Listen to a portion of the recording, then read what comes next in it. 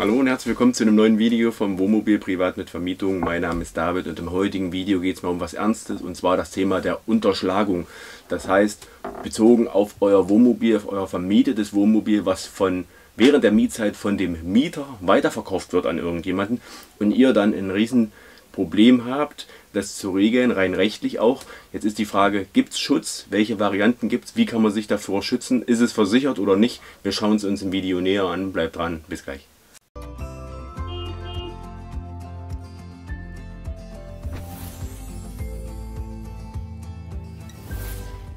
Ja, schön, dass du dabei bist bei dieser ernsten Frage. Vielen brennt das auf der Seele. Ich habe eine Zuschauerfrage bekommen dazu.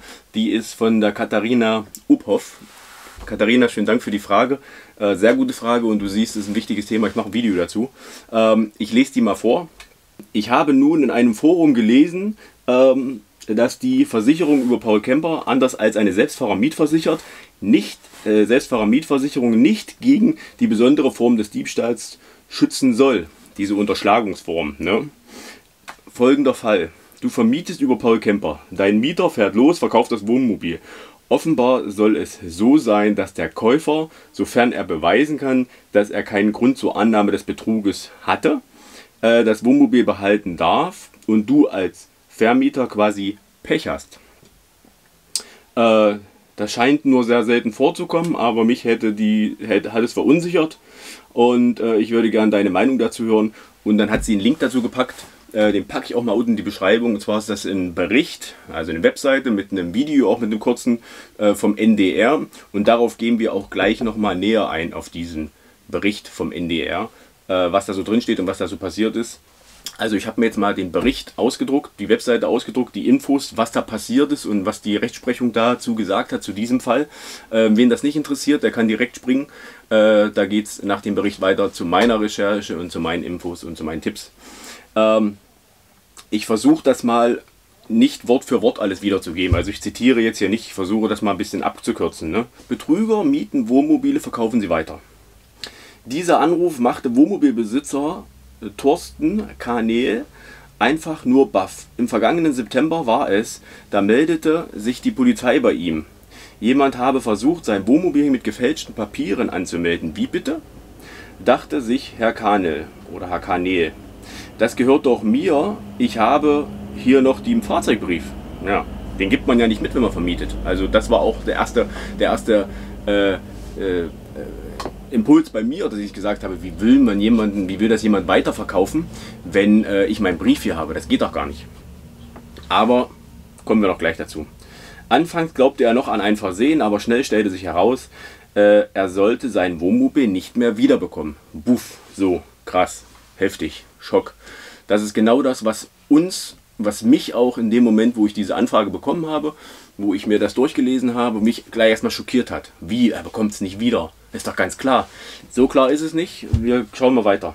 Der Logistikunternehmer aus Barnsbüttel im Kreis Stormarn vermietet schon seit einiger Zeit Wohnmobile und bislang war auch immer alles gut gegangen.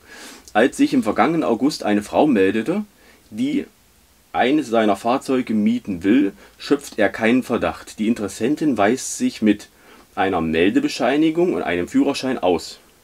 Miete und Kaution für das Fahrzeug bezahlt sie in bar, auch das nicht ungewöhnlich. Doch dann folgte, noch während die Vermietung läuft, der Anruf der Polizei. So, damit müssen wir darauf eingehen. Und zwar fallen mir gleich 2, 3 Punkte auf. Ne? Erstmal, die Frau zeigt eine Meldebescheinigung vor. Ist jetzt die Frage, ob das so geschrieben ist und die damit einen Ausweis meinen.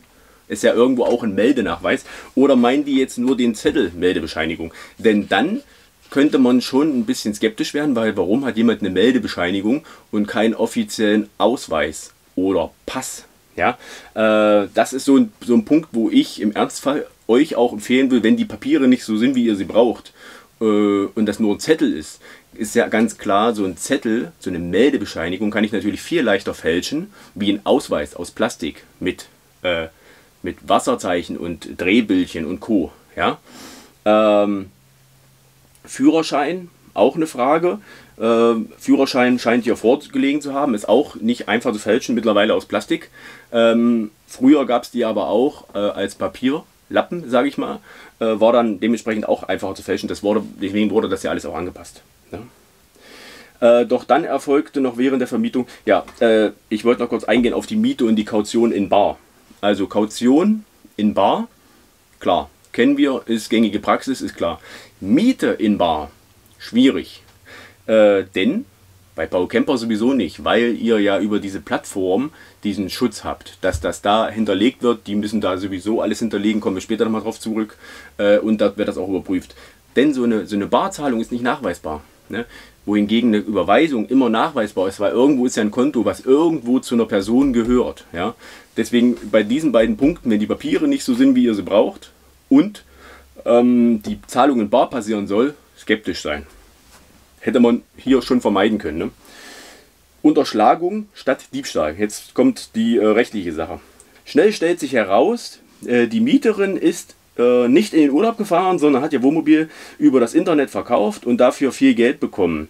Dass es sich um keinen normalen Kauf handelt, fällt dem Käufer erst auf, als er es ummelden will. Für Thorsten Kahne, der Vermieter, ist die Sache eigentlich klar. Weil der Käufer ausfindig gemacht wurde, bekommt er sein Wohnmobil zurück. Doch die Staatsanwaltschaft Lübeck entscheidet, dass der Käufer das Gefährt behalten darf. Bumm. Also der Käufer darf das behalten. Denn so steht es im Gesetz.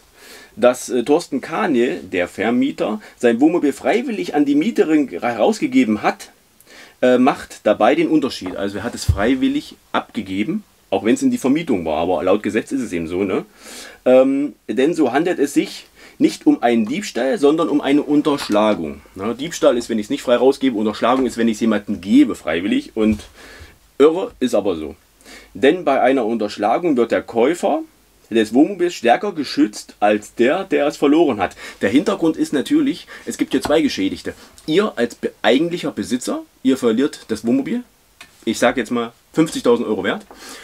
Und derjenige, der es kauft, wenn er es im guten Gewissen kauft, bezahlt 50.000 Euro und die sind auch weg. Ihr habt 50.000 Euro verloren, der Käufer hat 50.000 Euro bezahlt und je nachdem, wer das jetzt bekommt, also wenn ihr es zurückbekommt, hat der Käufer 50.000 Euro verloren. Und wenn er es behalten darf und ihr nicht zurückbekommt, habt ihr 50.000 Euro verloren. Also hier gibt es zwei Geschädigte und der eigentliche Gewinner ist weg und ist nicht mehr auffindbar, nämlich die Betrüger. Ja? Es ist tatsächlich so, wenn man die Regelung anschaut, dass bei einem Diebstahl der ursprüngliche Eigentümer dann das Wohnmobil wiederbekommen könnte, er bleibt Eigentümer. Also bei einem Diebstahl bleibt ihr weiter Eigentümer, es wurde entwendet, ihr bekommt es zurück, ihr seid weiter Eigentümer. Bei einer Unterschlagung ist das nicht so. Da wird der Dritte, der Käufer, Eigentümer. Also der Käufer wird Eigentümer, obwohl er, ist total irre eigentlich, aber obwohl er es quasi gekauft hat und ohne den Brief zu haben, er hat quasi nicht den richtigen Brief, den habt ihr, aber er wird Eigentümer. Ist eigentlich völlig irre, aber ist so. Erklärt der Jurist Professor Johannes Kaspar von der Universität Augsburg. Eine Voraussetzung gibt es allerdings. Der Käufer muss das Wohnmobil in gutem Glauben gekauft haben. Er muss also davon ausgegangen sein oder davon ausgehen, dass der Verkauf legal war. Wäre ihm etwas Merkwürdiges aufgefallen oder vorgekommen, wie zum Beispiel ein sehr niedriger Preis, hat er kein Anrecht auf das Gefährt. Hinzu kommt auch die Vollkaskoversicherung zahlt bei einer solchen Unterschlagung nicht. Am Ende kann nur derjenige, der das Wohnmobil unterschlagen hat, haftbar gemacht werden. Ja, der ist verschwunden. Aber im Fall von Thorsten Kahne ist der Täter einfach mit dem Geld abgetaucht. Ein wichtiger Punkt jetzt in dem Bereich ist, dass der Käufer es in gutem Gewissen gekauft haben muss. Das heißt, es darf nichts merkwürdig ihm vorgekommen sein. Und da kommen wir nachher nochmal dazu, aber ich denke mal, in sehr vielen Fällen ist dann nachweisbar, dass es merkwürdig war und komisch war und ne, Ich finde auch, meiner Meinung nach, rein rechtlich ist schwierig. Klar, es gibt einen Geschädigten, einen Käufer, der hat das vielleicht in gutem Gewissen gekauft, aber er hat falsche Papiere gekauft. Und das ist eigentlich rein rechtlich schon mal, es ist eben so, aber ich habe den Besitz und ich habe die richtigen Papiere zu Hause und der Käufer hat falsche, gefälschte Papiere von irgendjemandem, der es am Drucker ausgedruckt hat und soll plötzlich der neue Besitzer sein.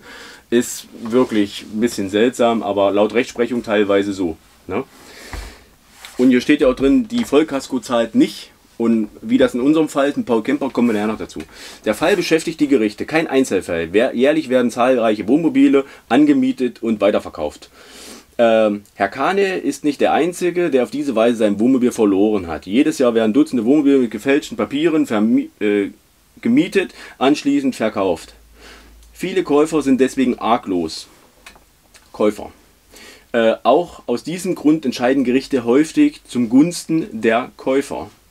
Wie bei Thorsten Kahne. Doch der Unternehmer wollte diese Entscheidung der Staatsanwaltschaft nicht akzeptieren. Mithilfe eines Anwalts hat er Widerspruch eingelegt und er bekam in zweiter Instanz schließlich Recht. Wichtig für uns zu hören. Ein Gericht entschied, oder wichtig für Vermieter zu hören. Ein Gericht entschied, beim Kauf eines Wohnmobils bei dem Kauf dieses Wohnmobils hat es zu viele Unstimmigkeiten gegeben. Daher konnte dem Käufer keinen guten Glauben unterstellt werden. Er hätte das Geschäft anzweifeln müssen. So, wichtiger Satz. Ich gehe mal davon aus, dass der Preis so komisch niedrig war, dass es hätte vielleicht auffallen müssen.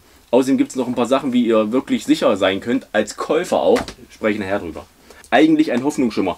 Doch es kommt anders, als er sein Gefährt beim Käufer abholen will, ist der nicht zu Hause, das Wohnmobil so eingekeilt, dass Thorsten Kahne nicht rankommt.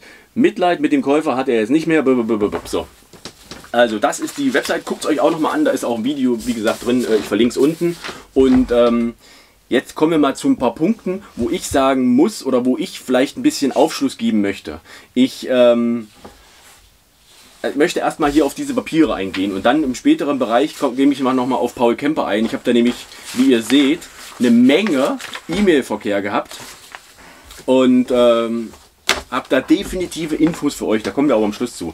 Also erstmal möchte ich kurz darauf eingehen, für die Betrüger, das Risiko und der Aufwand, ne, der ist nicht zu unterschätzen, denn Menschen sind grundsätzlich faul, auch Betrüger sind faul und vielleicht noch fauler wie andere und die suchen sich natürlich auch den leichtesten Weg. Das heißt, ihr müsst dafür sorgen als Vermieter, dass ihr den schweren Weg anbietet und dann umgehen die euch logischerweise. Ich möchte mal ein paar Beispiele nennen. Papiere mit Foto werden bei Paul Kemper hinterlegt. So, es kommt ja immer darauf an, wer vermietet. Und wenn ich jetzt da einen Vermieter habe oder eine Plattform, wo ich mich als Mieter richtig anmelden muss, mit Foto und mit Papieren und ich muss da bei Paul Kemper hat auch so einen Zahlungsdienst im Hintergrund. Paul Kemper regelt das nicht selber, sondern die haben nur einen externen Zahlungsdienstleister und der überprüft auch nochmal extern, so hat mir Paul Kemper gesagt, die Personen und die Papiere und alles. Das heißt, wenn ein Betrüger das über Paul Kemper machen möchte, dann muss der sich bei Paul Kemper anmelden, der muss seine Daten hinterlegen. Er muss seine Kontodaten bei einem externen Unternehmen nochmal prüfen lassen. Ja? Und er muss ja von irgendwo her überweisen. Bei Paul Kemper ist das nicht mit Barzahlen. Das heißt, es läuft über den Zahlungsdienstleister und er muss Geld überweisen von irgendeinem Konto, was natürlich nachweisbar ist. Also, was mache ich als Betrüger? Ich gehe nicht unbedingt über Paul Kemper da, sondern ich gehe dazu irgendeiner Vermietung, die vielleicht 5 oder 8 Wohnmobile haben. Oder es gibt vielleicht auch den einen oder anderen, der es wo ich abrate davon, aber der es in kompletter Eigenregie macht mit 1 oder 2 Wohnmobilen und der macht das vielleicht nicht so, dass der das so groß überprüft, sondern der nimmt das vielleicht an mit dieser Barzahlung und dann gehe ich natürlich als Betrüger diesen Weg. Ja? So, dann müssen natürlich für so einen Betrüger auch die kompletten Papiere müssen erzeugt werden. Ne? Für einen Verkauf muss er irgendwie einen Brief erzeugen, wie auch immer. Und da ist natürlich dann die Frage, wie ist es mit den Kennzeichen? Lässt er die dran? Da ist die Frage, passen diese Kennzeichen zu dem Wohnort, wo ihr die Übergabe macht, wo ihr das anschaut? Wenn nein, schon mal ein Punkt, wo ich mir denken würde als Käufer, warum passt das nicht? Warum ist das Kennzeichen von da und wir stehen da und da? Passen denn die Papiere mit dem Kennzeichen überein? Er muss ja auch eigentlich, wenn es abgemeldet ist, dann hat er ja sicher eine Abmeldebescheinigung, beziehungsweise einen alten Brief, wo es durchgestrichen ist. Wenn solche Sachen nicht vorliegen, dann würde ich immer skeptisch sein. Ne? Warum ist das Fahrzeug abgemeldet? Wann wurde es abgemeldet? Und so weiter und so fort. Ja? Sind keine Kennzeichen vorhanden? Und wo wird die Übergabe gemacht? Auch so ein Punkt. Warum ist das nicht bei dem vom Wohnhaus, wo seine Papiere auch dazu passen, sondern irgendwo vor einer Scheune oder auf dem Parkplatz oder wie auch immer? Denn die Betrüger können ja nicht irgendwo an der Wohnadresse, bei sich selbst schon mal gar nicht, ist klar. Und bei irgendeiner Fremden können sie auch nicht vor der Tür stehen mit dem Wohnmobil und können sagen, ja, hier wohne ich eigentlich. Also so oder so gibt es da gewisse Punkte, die dann auffallen, örtlichkeitstechnisch. Und wenn sie in einer fremden Stadt sind, was wahrscheinlich ist, die nicht zum Kennzeichen passt, ja, dann passt es auch wieder nicht. Also wenn das Kennzeichen dran ist und die den Aufwand machen, die ganzen Papiere auf das Kennzeichen hinfälschen, dann würde ich mich fragen, passt das Kennzeichen zu dem Ort, wo ich bin? Ja? Oder nicht? Weil die müssen ja schon ein gewisses Risiko eingehen, wenn sie in dem Bereich, wo das Kennzeichen gilt, mit diesem Wohnmobil dann da handeln. Ne? Also, ja, so. Dann Preis. Also ganz klar, wenn die innerhalb von einer Woche oder was, vom Mietzeitraum oder vielleicht 2 Wochen oder so ein Wohnmobil verkaufen wollen, mit, sodass es nicht nur, dass es inseriert wird, sondern dass es auch noch von jemand es möchte und dann ein Termin vereinbart wird zur Besichtigung und alles und derjenige, es ist ja auch eine gewisse Summe, nicht jeder hat das bar liegen, derjenige, also muss ja auch vielleicht das Geld besorgen oder so. Also du musst schon als Verkäufer, als Betrüger, da ganz schnell, dass es losgeht. Und was machst du da natürlich? Du kannst keinen normalen Preis anbieten. Du musst natürlich einen extrem niedrigen Preis anbieten. Und da ist jetzt immer die Frage auch, du als Käufer, sei skeptisch bei so einem Preis. Warum ist der so? Und dann auch verschiedene Sachen näher anschauen. Und auch rein rechtlich für euch als Vermieter, der Preis ist wahrscheinlich in den allermeisten Fällen so, dass ihr da rein rechtlich reinkrätschen könnt, wie in diesem Fall, weil anders geht es gar nicht. Ich kann da nicht mit normalem Preis arbeiten, dann dauert das sicher zu lange für dieses Thema, aus Betrügersicht. Ja? So, und dann auch so ein Ding, wo man nachfragen kann, wenn man doch so ein Wohnmobil kauft und es ist soweit okay, aber ne, um sicher zu gehen, dass es kein Mietmobil ist, fehlende Zusatzausstattung. Jeder hat doch, wenn nicht gerade Allwetterreifen, hat er entweder sagt Sommer- oder Winterreifen, liegen, die nicht drauf sind, je nach Jahreszeit. Und wenn die nicht da sind, würde ich doch schon skeptisch werden. Sicher gibt es auch Mobile, die nicht im Winter fahren, da ist dann keine Winterausstattung da. Aber gewisse Zusatzausstattungen, die man als Camper doch hat, die aber nicht im Mobil sind zum Beispiel, ne? Da kann man doch nachfragen und ja, wo ist denn das? Oder haben sie das noch? Das würde ich vielleicht gleich mitkaufen. Ja? Und da kann man dann so ein bisschen mitbekommen, hat derjenige das überhaupt oder warum hat er das denn nicht? Ne? Das hat doch eigentlich jeder. Und außerdem kann man auch immer natürlich dann fragen, ja, wie war es, wo war er denn schon? Vielleicht auch mal sagen, habt ihr denn ein paar Fotos? Zeig mal, hast du ein Foto davon? Und jeder hat doch Urlaubsfotos mindestens auf dem Handy von seiner Camperreise. Also in so einem Moment, das müsst ihr nicht pauschal machen, aber wenn ihr auf sicher gehen wollt und ihr seid skeptisch und ihr wisst nicht genau, ob es stimmt, dann stellt doch mal so eine Frage. Mensch, wo war der denn als letztes? Und dann werdet ihr sofort merken, so ein Betrüger, der wird überhaupt nicht wissen, was er sagen soll, weil er muss ja lügen. Ja, Spanien. Ah ja, super. Und wann war das? Ja, letztes Jahr, Sommer. Ah, komm, zeig mal ein paar Fotos. Wo warst du denn da genau? Wo warst du genau? An welchem Strand? Ach, da war ich auch schon mal. Wie findest du die Burg? So. Und als Beispiel, das ist schnell gemacht, es geht darum, wenn ihr euch unsicher seid. Wie findest du die Burg da, an dem und dem Stadtteil? Ne, die haben wir nicht gesehen. Ach nee, ne. Komm, zeig mal, wo warst du denn? Zeig mal ein Foto, vielleicht erkenne ich es wieder, vielleicht war ich da auch schon mal. Ja, nee, Fotos haben wir jetzt nicht. Ja, du hast doch Fotos im Handy, oder? Das war letztes Jahr, oder? Ja, das Handy ist neu und so weiter und so fort. Er ist mir runtergefallen und dann merkt ihr schon, hä, wie? Und deine Frau? Nee, bei der auch, die macht grundsätzlich keine Fotos. Sehr komisch, ne? Das sind so Kleinigkeiten, okay? Dann Sachen, wie ihr als Käufer nochmal sicher gehen könnt. Wenn ihr die Papiere seht und die haben, der Verkäufer hat Papiere und die sind soweit okay. Na, also so ein Ausweis aus Plastik mit Wasserzeichen, die muss das mal fälschen. Ne? Wenn der soweit, warum auch immer, professionell gefälscht ist, weil das richtige Profis sind, ja, dann würde ich vielleicht sogar so weit gehen, also Ausweis ist klar, Führerschein zeigen lassen, aber das sind die Sachen, die wahrscheinlich standardmäßig gefragt werden. Fragt doch dann mal nach einer Krankenkassenkarte, wenn ihr skeptisch seid. Krankenkassenkarte oder was auch immer, was es noch so für Dokumente gibt, wo der Name so drauf steht. Ne? Und dann kommt das schnell in dem Bereich, wo die dann vielleicht, so weit geht man ja nicht unbedingt. Man geht ja nicht davon aus, Krankenkassenkarte finde ich jetzt nicht. Warum? Wie findest du jetzt nicht? Ja, ne? Habe ich jetzt nicht dabei oder was, ne? Und ja, wo hast denn die? Ja, ich würde es nehmen, aber ich brauche nochmal die Krankenkassenkarte, dass ich sicher gehen kann. Ja, wohnst doch hier irgendwo, wir sind doch hier, ist deine Scheune, oder?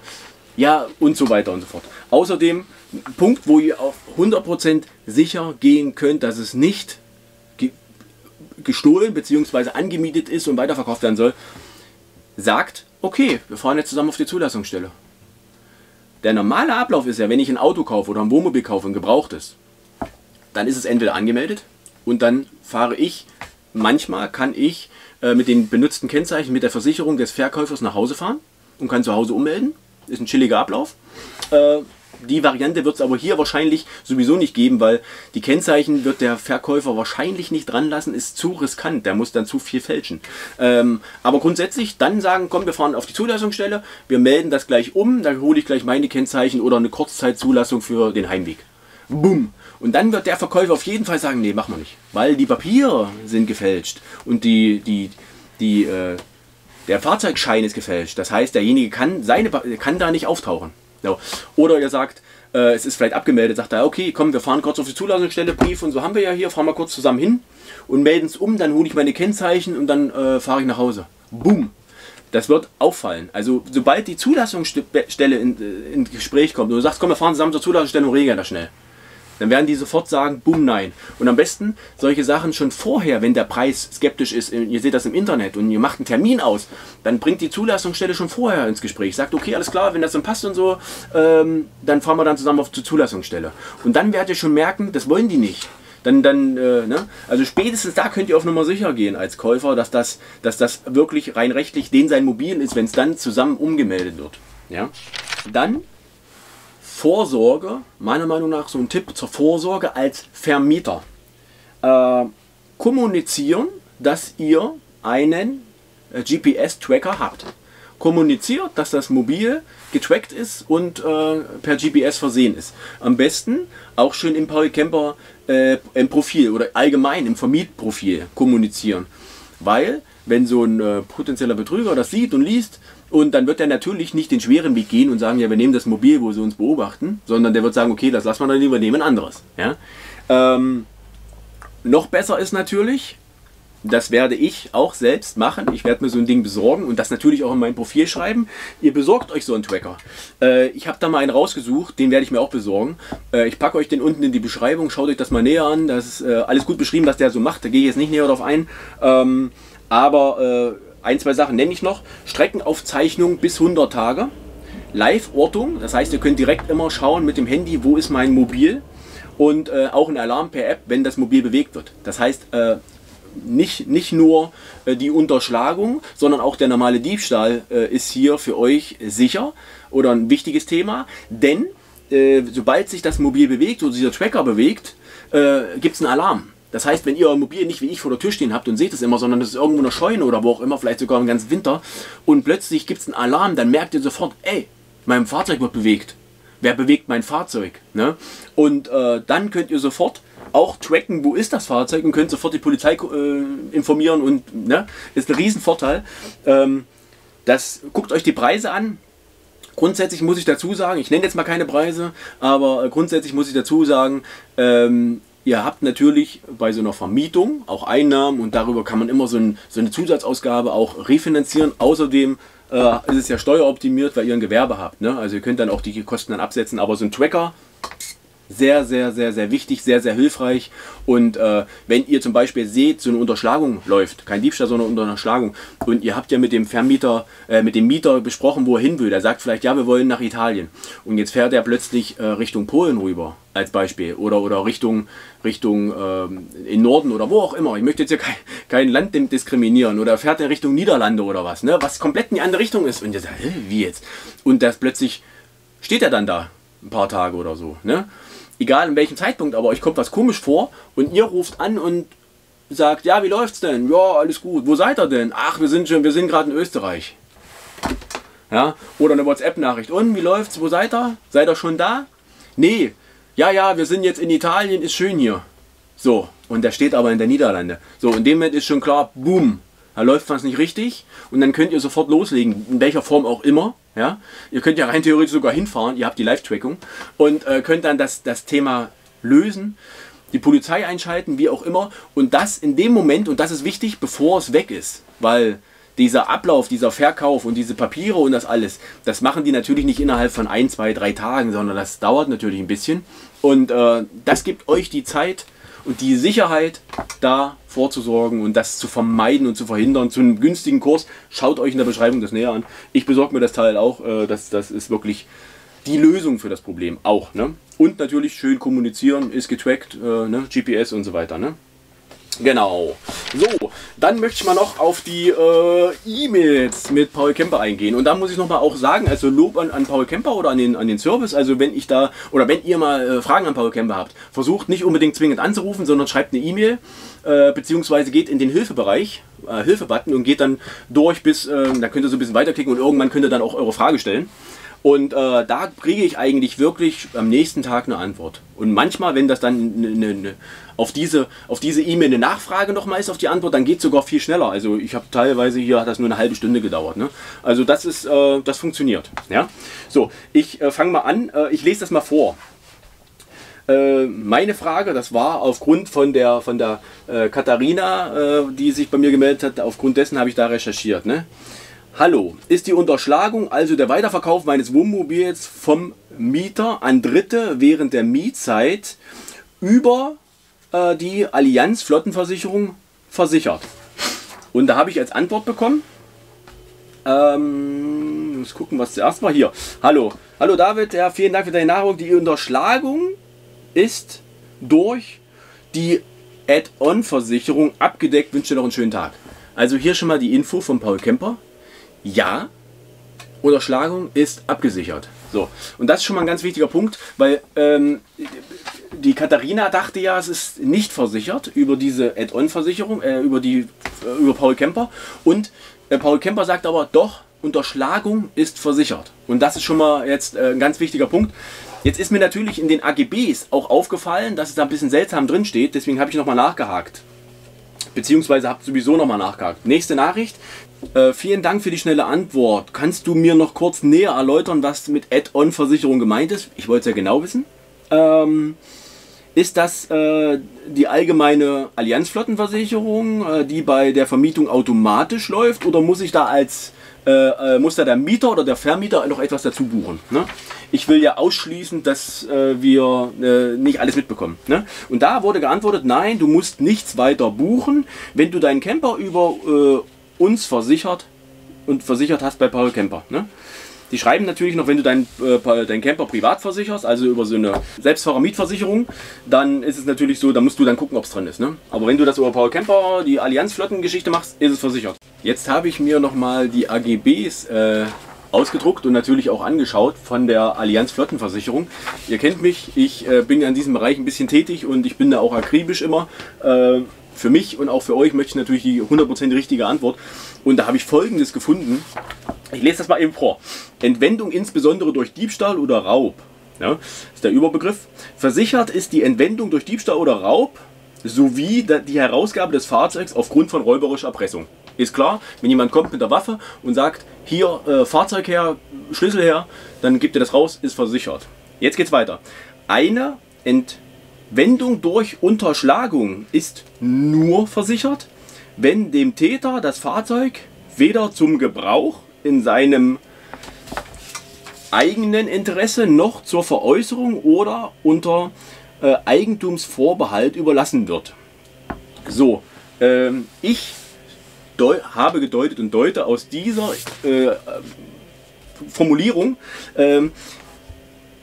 die Entwendung durch Unterschlagung ist nur versichert. Also nur versichert, wenn dem Täter das Fahrzeug weder zum Gebrauch noch ...